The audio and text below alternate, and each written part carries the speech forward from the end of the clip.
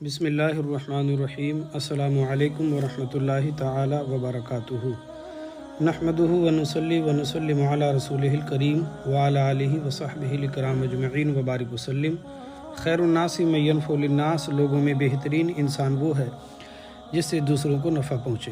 درس نظام شریعت میں میں تمام ناظرین کو خوش آمدید کہتا ہوں اور امید کرتا ہوں کہ آپ سب خیر و عافیت سے ہوں گے۔ ناظرین محترم، ہمارے نظام شریعت کا درس کا سلسلہ جو ہے متواتر جاری ہے، اور آج کا جو ہمارا عنوان ہے درس کا اور جو ٹاپک ہے وہ ہے وضو کے فرائض اور مسواک کے شرعی اور طبی فائدے۔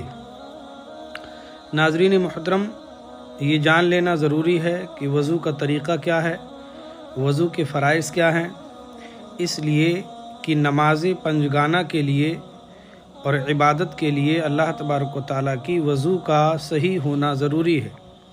اگر آپ کا وضو صحیح نہ ہوگا، مکمل نہ ہوگا، تو پھر نماز بھی نہ ہوگی۔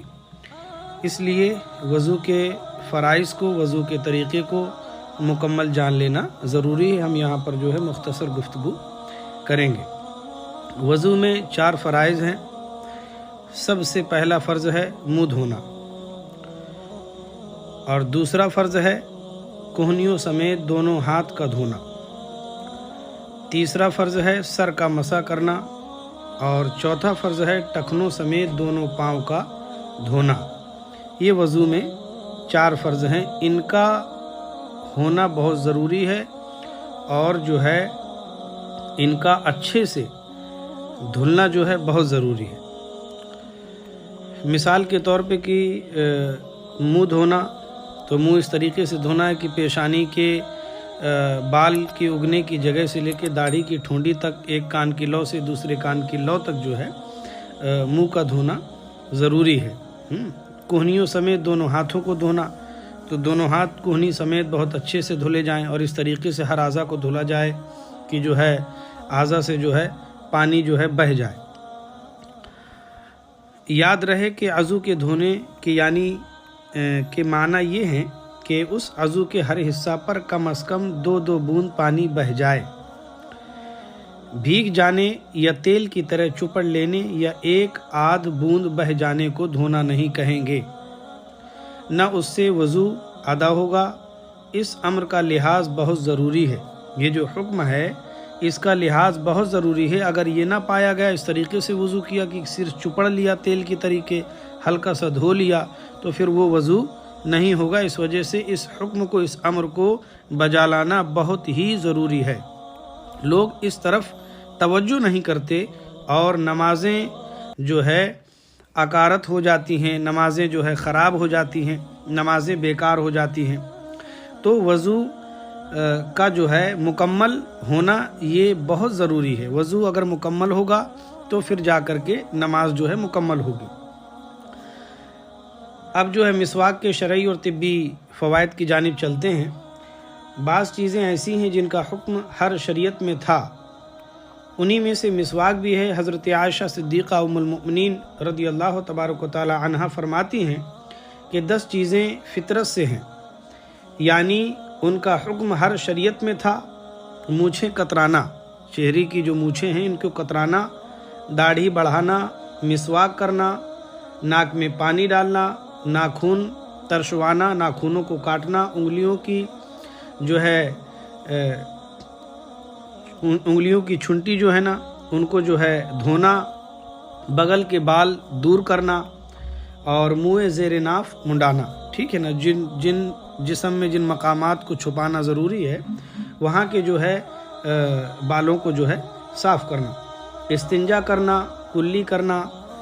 سید عالم صلی اللہ تبارک و تعالی علیہ وسلم نے ارشاد فرمایا، جو نماز مسواک کر کے پڑھی جائے، جو نماز مسواک کر کے پڑھی جائے، وہ اس نماز سے کہ بے مسواک پڑھی گئی، جو نماز مسواک کر کے پڑھی جائے وہ اس نماز سے جو بغیر مسواک کے پڑھی گئی 70 حصے افضل ہے۔ سبحان اللہ۔ یعنی کہ اگر آپ نے مسواک کر کے ایک نماز پڑھی اور وہ نماز جو بغیر مسواک کی پڑھی ہے، تو مسواک والی نماز اس نماز سے جو بغیر مسواک کی پڑھی گئی ہے وہ 70 درجے بہتر ہے، افضل ہے۔ اور فرمایا اس میں 10 خوبیاں ہیں، منہ کو صاف کرتی ہے، مولا تعالیٰ کے نزدیک پسندیدہ ہے۔ اب اس کے فوائد آپ سماعت فرمائیں کہ جو ہے مسواک کے فائدے اور خوبیاں یہ ہیں کہ وہ منہ کو صاف کرتی ہے اور منہ کے بیکٹیریاز کو دور کرتی ہے، دانتوں کو خراب ہونے سے بچاتی ہے اور منہ کے جو ہے تمام امراض سے بچاتی ہے۔ مولا تعالیٰ کے نزدیک پسندیدہ ہے، اللہ تبارک و تعالیٰ کے نزدیک یہ بڑا پسندیدہ عمل ہے۔ فرشتوں کے لیے موجب فرحت نگاہ کو روشن کرتی ہے، فرشتوں کے لیے جو ہے یہ خوشی کا باعث ہے اور یہ نگاہ کو روشن کرتی ہے۔ مسواک کرنے والے کا جو عادی ہوتا ہے اس کی آنکھوں کی روشنی تیز رہتی ہے، دانتوں کو صاف رکھتی ہے، مسوڑوں کو مضبوط کرتی ہے، دانتوں کی زردی دور کرتی ہے، جو دانتوں میں پیلا پن آ جاتا ہے ان کو بھی یہ دور کرتی ہے، کھانے کو ہضم کرتی ہے، بلغم کو نکالتی ہے، منہ کی بو کو پاکیزہ کرتی ہے۔ اگر کوئی بلغم کا مریض ہے، بلغم اس کو نکلتا نہیں ہے، بنتا ہے، تو مسواک کرنے کا عادی ہو جائے بلغم خارج ہونے لگے گا۔ اور منہ کی بدبو، اگر بدبو منہ سے آتی ہے تو جو ہے وہ معدے کی خرابی کو جو ہے صاف کرتی ہے، بہتر کرتی ہے اور جو ہے منہ کی بدبو وہ کو پاکیزہ بناتی ہے۔ وضو کی ابتدا میں مسواک کرنا یہ مسنون طریقہ ہے۔ اسی طرح بسم اللہ پڑھنا سنت ہے۔ حدیث میں فرمایا کہ جس نے بسم اللہ کہہ کر وضو کیا تو سر سے پاؤں تک سارا بدن پاک ہو گیا۔ حدیث مبارکہ میں جو ہے یہ آتا ہے کہ اگر وضو کی ابتدا میں بسم اللہ شریف پڑھ لیا جائے تو پورا بدن اس کا پاک ہو جاتا ہے، اور جس نے بغیر بسم اللہ وضو کیا تو اتنا ہی بدن پاک ہوا جس پر پانی گزرا۔ سبحان اللہ۔ یہ وضو اور مسواک کے شرعی اور طبی فائدے تھے، وضو کے فرائض ہم نے بیان کیے۔ اللہ تبارک و تعالی ہم کو عمل کی توفیق عطا فرمائے۔